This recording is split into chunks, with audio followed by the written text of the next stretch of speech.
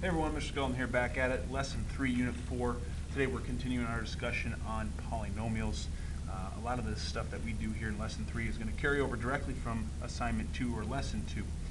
Today we're going to be doing three things. Number one, we're going to find the zeros of a polynomial, which we kind of did in Lesson 2.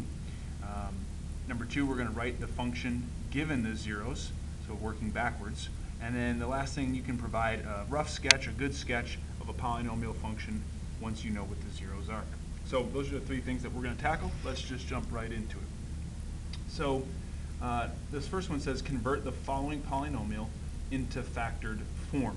So here we have a polynomial with a degree 3, and we're going to convert it into factored form. So what does that mean we need to do? We need to factor this polynomial, okay? So again, we need to remember our factoring skills. What's the first rule of factoring? Always look to see if there's a GCF that can be taken out, and that's what we want to do. So we look at the numbers 2, 14, and 20. I can take out a 2. And then look at the variables, x cubed, x squared, and x. What's the least amount that they share? 1x. And then we want to write what's remaining. Again, I use multiplication in my head. I say what times 2x gives me 2x to the third? That would be x squared. And then just check it. Yep. What times 2x gives me negative 14x squared? That'd be a minus 7x. And then what times 2x gives me 20x? That would be a positive 10. Again, and just double check to make sure that when you multiply them, you get what you have with what you started with.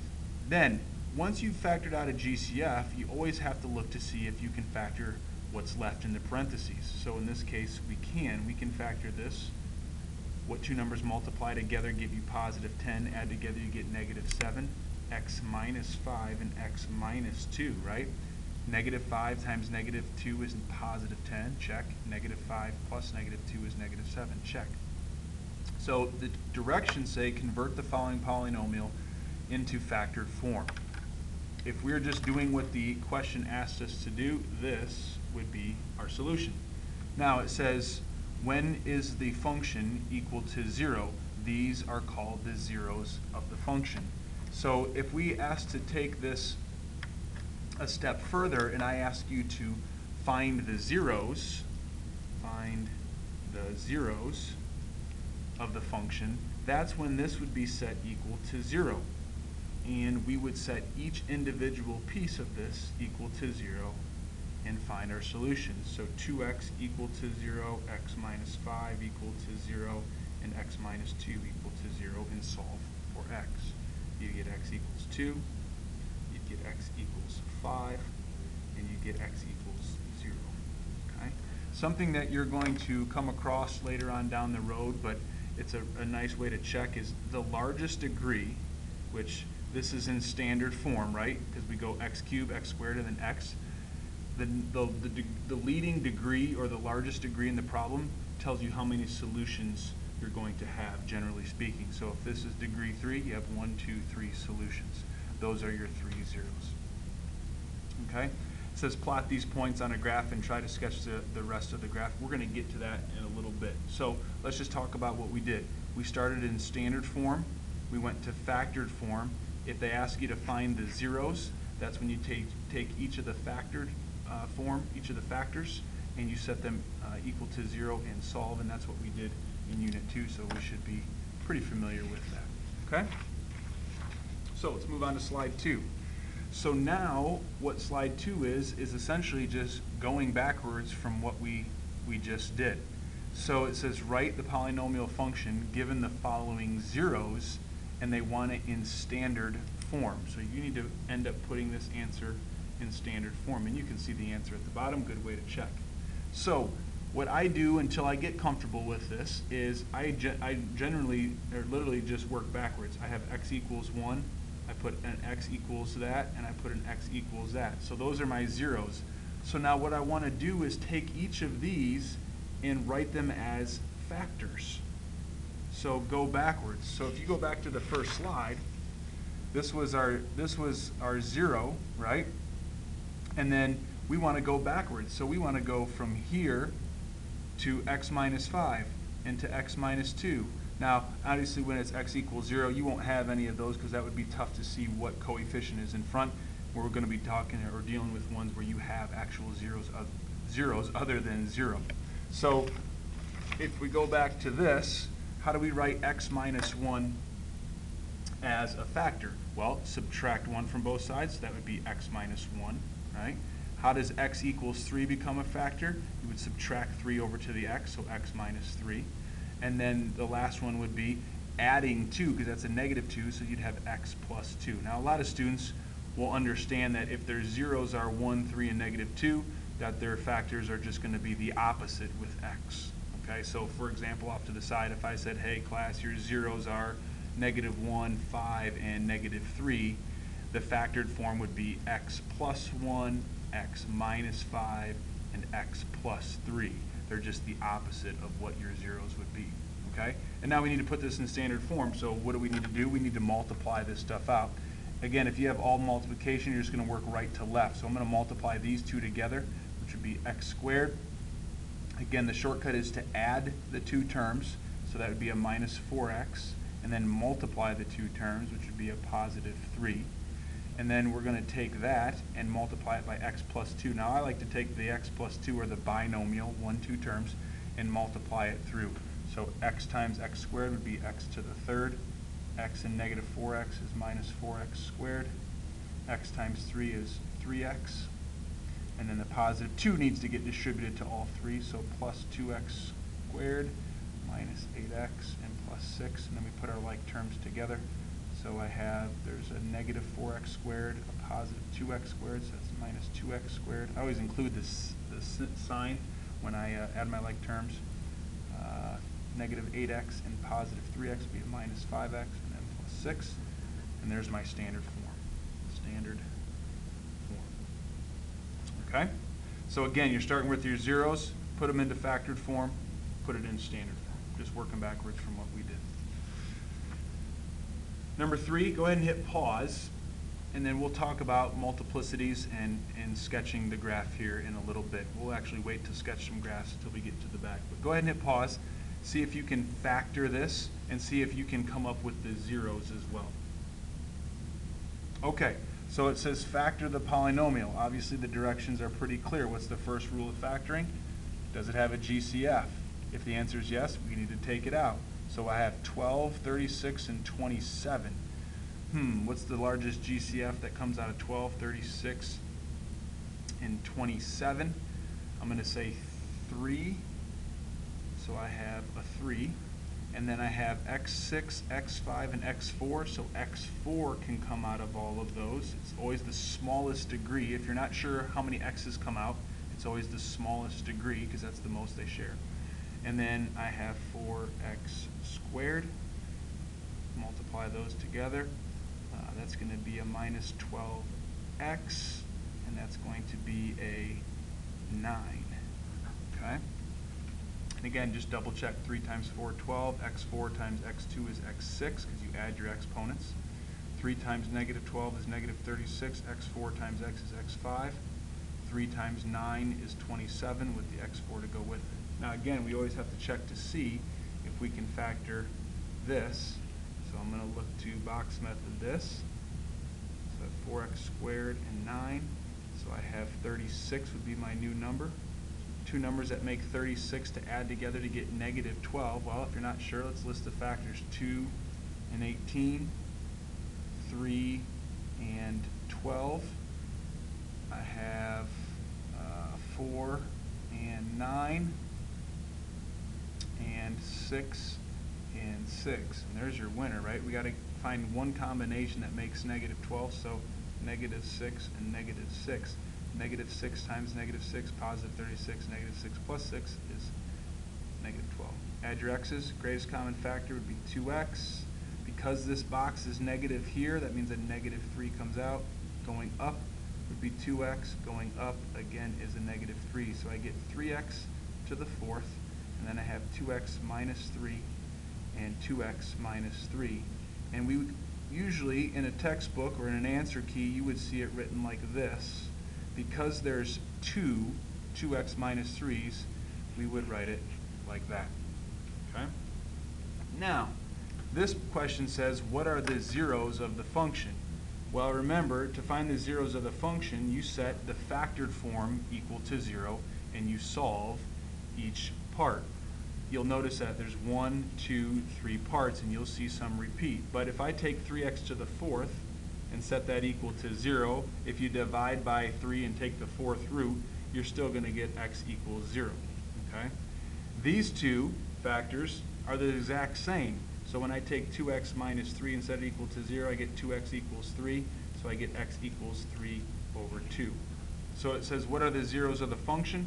The zeros are x equals 0 and x equals 3 over 2. Now this question here says, what are the multiplicities? Or sometimes you see, what are the multiples of the zeros? Now remember on the last slide, or 2 slides ago, I said the leading degree, 6, is how many solutions you're normally going to have. Well, if you just look at these two, you're thinking, wait a minute, I'm supposed to have 6 solutions, but I only have 2 listed. That's because some solutions can have multiple or multiples, okay? So when you look at this, the way you determine how, if there's multiplicities on a 0 is if you look at the degree in which you solved for. So like x to the 4th. So 0 has a multiplicity, and you can just put multiplicity of 4. There's 4 of these zeros. Remember that we had 2x minus 3 squared, so there's actually 2 of them. There's 2 of these factors. So the 3 over 2 has a multiplicity of 2. And so if you take the 4 and the 2, that's how you get your 6 answers. So when you have multiples, you'll know because of the degree that's on your factored form. So this had 2, this had 4, so that has 4 zeros.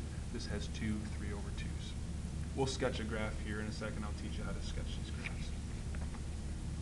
Okay, so we're moving on to sketching of the graph. So whenever you want to sketch the graph, I'll try to give you kind of a step process here in what you want to do. Number 1, you want to plot the zeros, okay? So let's do that first on this one. Both of these questions are in factored form already. Now, it is not uncommon for you to get a question that says graph it. It starts out in standard form, and you have to factor it to get something that looks like this, okay? So I know I'm giving you 2 examples here that are already in factored form, but if you see one in standard that says graph, just know that, okay, it's in standard, I have to factor it, boom, here I go, and then find your zeros. So for this first example here, what's the 0 of x minus 3? Well, remember, if it's x minus 3 and you want to find the 0, you set it equal to 0, so you'd have x equals 3, which would be there. And then this one would be x minus 4 equal to 0, so x equals positive 4 would be the other 0. And again, your zeros are where the graph crosses the x-axis, right? It's when you're substituting a 0 in for y and solving for x. Because if you think about this point, what is that point? It's 3, 0, right? 3, 0, and 4, 0 are the points. Look at your y coordinates. They're both the zeros. That's because you plugged in a 0 for y, or substituted it in. All right, so now we need to figure out what this graph looks like. This can be a little challenging, so just bear with me. But basically what you want to do for point 2 is you want to pick values, and they're just random, to the left. I always work left to right. To the left of the point, in between the points, and to the right of the points. Now again, I may need to show you a couple of these in class, and there's multiple ways to do this, but let me show you how this works. So I always take the function itself, and there's another way to do this, and I think the other way is a little bit more challenging. I can show it to you if you'd like to see it, but I'm going to show you the way that I think in the past I found works well for students. So I'm going to pick a point to the left of this dot, or this 0. I'm going to pick a point in the middle, which would be 3.5, and I'm going to pick a point to the right. And I'm going to focus on my y-axis, okay? So I'm going to pick like 0. 0 is obviously to the left. I'm going to plug in a 0 for x. So what's 0 minus 3? 0 minus 3 is negative 3. What's negative 3 squared? It's a positive number. All I want to focus on is whether when I plug in a number, whether this is positive or negative when I plug it in. If I plug in as 0 for this x, what's 0 minus 4? It's negative 4, so that's a negative. What's a positive? Remember, there's really a time sign here. What's a positive times a negative? A negative. So what that means is, I'm talking above or below. Positive would be up, negative would be below for my y value. So a positive times a negative would be a negative. So this goes down or negative or below this 0. Okay? I know this may take a little while to understand, but it'll go pretty quick once you get the hang. I'm going to pick 3.5. 3.5 is between my 2 points. So I'm going to plug 3.5 in for x. What's 3.5 minus 3? That's a positive 0.5. Squared, don't even care what it is. I know it's going to be a positive number. I'm using blue. 3.5 minus 4 still gives me a negative, because 3.5 minus 4 is a negative 0.5. Take my blues. What's a positive times a negative? A negative. So that means between these 2 points, the graph is going to be this. It's going to be negative, and you get that little hump action. Now, these are rough sketches, okay? These are rough sketches. We don't care how low this dip goes. We're not getting into that. We're just trying to show rough sketches of this, all right? So I picked 0, which was to the left of the point. I picked 3.5, which was in between, and now I want to pick a point or a number, an x value to the right. So I'm going to pick 5, because 5 would obviously be the next one over. And again, all I care about is positive or negative. So if I pick a 5, what's 5 minus 3? It's a 2. 2 squared would give me a positive 4. 5 minus 4 is a positive 1. So I have now a positive times a positive, which would give me a positive. So positive is above the x-axis. So think of it like this. This is your x-axis. There's your positive. There's your negatives. So anytime you get the positive, it's above, and there's a rough sketch. Okay? Let's take a look at this one here. So what are your zeros? My zeros is going to be negative 2, positive 1, and positive 5, right? Subtract 2, add 1, add 5. So negative 2 is a 0, 1 is a 0, and positive 5, which is, well, we'll put it right there. Okay? So we want to make a rough sketch of this graph. So again, we want to pick numbers to the left of the points, so to the left of this point, and then in between those 2 points, in between these 2 points, and to the right of that point. And we just plug them in, and all we're doing is, we don't care what the value is, we just want to know whether it's positive or it's negative, so that we can shape, or we can graph above for positive or below the x-axis for negative. So let's do it. To the left of this point would be a negative 3, so I'm just going to choose negative 3. You could pick negative 4, it doesn't matter. Negative 3. So negative 3 plus 2 is a negative. Negative 3 minus 1 would be a negative. Negative 3 minus 5 would be a negative, right? So a negative times a negative is a positive. Remember, you're timesing these together. Negative times a negative, positive. Positive times a negative is a negative. So that would be down this way, negative. All right? I'm going to pick a point between these two. 0 is a great one. 0 plus 2, positive. 0 minus 1, negative. 0 minus 5 is another negative. A positive times a negative is a negative, but a negative times a positive gives, or excuse me, positive times a negative is a negative times a negative is a positive. So between these 2 points is positive, so we get the hump action, right? It's got to be above, or in the positive, above the x-axis. I got to pick a point between these two. I'm going to pick positive 2. 2 plus 2 is a positive. 2 minus 1, positive. 2 minus 5, negative. Positive times a positive is a positive, but a positive times a negative is a negative. So between these 2 points is a negative. And then I got to pick a number bigger than 5, so I'll pick 6. 6 plus 2, positive. 6 minus 1, positive. 6 minus 5, positive. If you get 3 positive, that's going to be positive. Again, just a rough sketch there, okay? There is another way to do this, and I can show you that if you're interested. And this may take some more practice, but once we do a couple of these together, I think you'll find that this method goes pretty quick. I know I'm explaining it for the first time, but again, this is just a general sketch of these graphs, all right? I look forward to seeing you in class. Let me know if you have any questions.